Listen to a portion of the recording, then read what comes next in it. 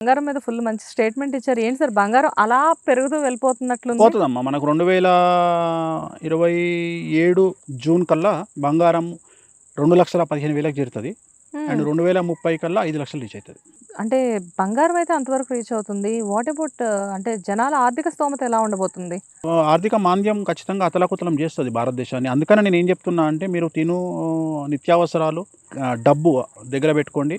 ఫ్యూచర్‌లో కష్టాల నుండి బయటపడతారు. రేపు పెట్రోలు, డీజిలు చాలా వరకు మనల్ని బాధించే అవకాశం ఉంది కాబట్టి, కొద్దిగా షార్టేజ్ ఉంటది కాబట్టి, చాలా జాగ్రత్తగా ఉండి మాక్సిమం సోలార్ వైపెళ్తే చాలామంది సమస్యల నుండి బయటపడతారు. సార్ నిజంగానే ఇది కొనసాగుతూనే ఉంటుందంటారా? ఈ డీజిల్ 2032 వరకు ఉంటది ఈ ఎఫెక్ట్. 2032 32 వరకు. ఇంకా ఎందుకంటే అప్పటి గురువు వరకు అతిచారంలోకి వెళ్తున్నాడు కాబట్టి 2032 వరకు ఖచ్చితంగా వెళ్తది. ఓకే. సార్ అంటే ఇప్పుడు అసలు రాబోయే రోజుల్లో లైక్ అంటే ఇప్పుడు కరోనా లాంటి ప్రాబ్లమ్స్ వచ్చేసేసి చాలా వరకు కొంతమందిని అది నిలబెడితే చాలా మందిని కూల్చేసింది. అండ్ ప్రాణభయం కానివ్వండి, లేకపోతే ప్రాణహాని గాని చాలా మందికి జరిగింది.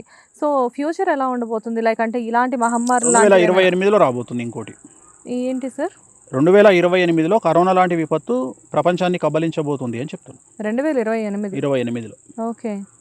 జనరల్‌గా అప్పుడు కూడా ఇలాంటి ప్రాణ నష్టాలు ఇలాంటివన్నీ ఖచ్చితంగా జరుగుతాయి. మనకు విపరీతమైనప్పుడు కంపల్సరీ జరుగుతాయి అవన్నీ. దానికి సరే కొన్ని రోజుల తర్వాత మనోళ్ళు దొరకబడతారు, అది వేరే విషయం గానీ, సమస్యలు ఖచ్చితంగా ఉంటాయి మనకు. సో, థ్యాంక్ యూ వేణుస్వామి గారు. మొత్తానికి టచ్ చేయకుండా చాలా విషయాలు మాకు చాలా క్లారిటీగా ఇచ్చారు. Thank you so much.